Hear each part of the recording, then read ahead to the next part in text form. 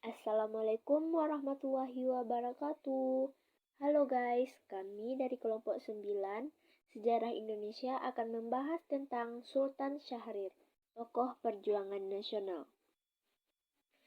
Adapun anggota dari kelompok 9 yaitu Afra Afifah Salsabila, Giska Amelia Putri, Nurkolis Majid, Poppy Baitul Nisa, dan Salma Aida Putri. Adapun yang akan kita bahas pada pembahasan ini yaitu pertama kita akan membahas tentang biografi dari Sultan Syahrir. Yang kedua, kisah perjuangan.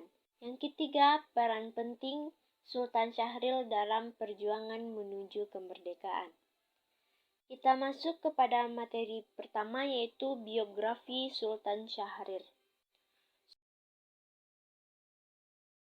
Sultan Syahrir adalah sosok arsitek di balik kemerdekaan Republik Indonesia, penjajahan kolonial Belanda dan Jepang. Rekan-rekannya memberi julukan Bung Kecil, namun perannya begitu besar bagi kemerdekaan tanah air. Syahrir lahir di Padang Barat, Sumatera Barat 1905 dari keluarga mapan. Ayahnya seorang jaksa bernama Muhammad Rashid dan ibunya bernama Putih Siti Rabi'ah. Kisah perjuangan Sultan Syahrir. Sultan Syahrir merupakan sosok yang aktif di organisasi sejak kecil. Sultan Syahrir mendesak Soekarno-Hatta segera mendeklarasikan kemerdekaan Republik Indonesia. Usai mendeklarasikan kemerdekaan, Soekarno menunjuk Sultan Syahrir sebagai Perdana Menteri pertama Republik Indonesia. Syahrir mewakili Indonesia di PBB untuk mendesak Belanda mengakui kemerdekaan Indonesia. Peran Sultan Syahrir dalam pergerakan nasional. Awalnya, Sultan Syahrir kurang menyukai bergaul dengan kaum pemberontaknya, namun Budiono membujuk dan mengajaknya jalan-jalan. Dari situ, kemudian ia mulai tertarik dengan semangat kebangsaan. Ia mulai aktif dalam perkumpulan pemuda kebangsaan. Pengalamannya dalam berorganisasi di sekolah membawanya terjun ke dalam dunia politik. Dia dikenal sebagai penggagas dalam berdirinya JONG Indonesia atau Himpunan Pemuda Nasionalis. Pada 20 Februari 1927, ia kemudian mengubah nama menjadi Pemuda Indonesia. Organisasi itu kemudian menjadi pergerakan dimulainya Kongres Pemuda Indonesia yang melahirkan Sumpah Pemuda tanggal 28 Oktober 1928. Kelanjutan dari kisah perjuangan Sultan Syahrir adalah bernafas di bawah tanah.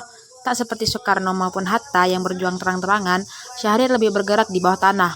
Rosihan Anwar dalam bukunya Sultan Syahrir, negarawan humanis demokrat sejati yang mendahului zamannya, sampai menyebut Syahrir bernafas di bawah tanah. Pada saat Jepang pertama kali menduduki Nusantara, tindakan pertama Jepang pada saat itu adalah menyegel pesawat radio. Informasi dalam negeri diputus sehingga Indonesia berada dalam kegelapan informasi. Namun Syahrir yang kala itu memiliki pesawat radio gelap yang tidak disegel Jepang, secara diam-diam mendengarkan siaran radio sekutu.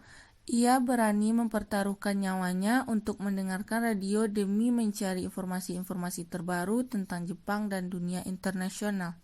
Kemudian gerakan bawah tanah, Syahrir lainnya yakni memimpin suatu gerakan di bawah tanah. Ia mengadakan diskusi-diskusi politik dengan generasi muda. Syahrir sadar gerak-geriknya sering diawasi. Pasalnya ia banyak melakukan perjalanan ke daerah-daerah. Ia juga menerima banyak tamu dari berbagai kalangan, seperti misalnya dari daerah Maluku, Jawa Timur, dan daerah lainnya. Mereka yang datang mulai dari kurir, buru-buru minyak, sampai orang-orang pemimpin gerakan.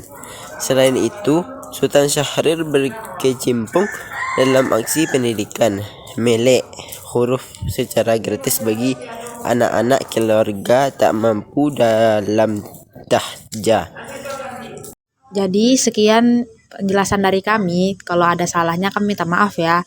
Terima kasih atas perhatiannya. Jangan lupa catat biar makin ingat. Sekian dulu dari kami. Assalamualaikum.